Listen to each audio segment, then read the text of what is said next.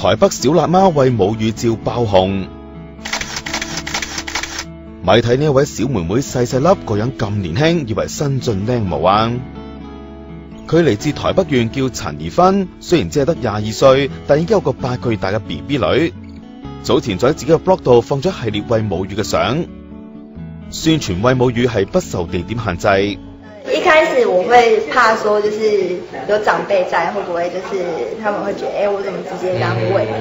不禮貌還是怎麼樣？對，可是後來其實也還好，就是小孩子真的需要的時候也沒辦法，還是要給他吸啊，稍微就是拿外套蓋一下這樣。佢個 blog 隨即爆紅，啲相嘅點擊率激增至2萬幾人次，網友都話係一個幸福嘅畫面，不過都有網民留言講衰嘢。比較色的話啦，那我也要洗，可是那我就不會理他。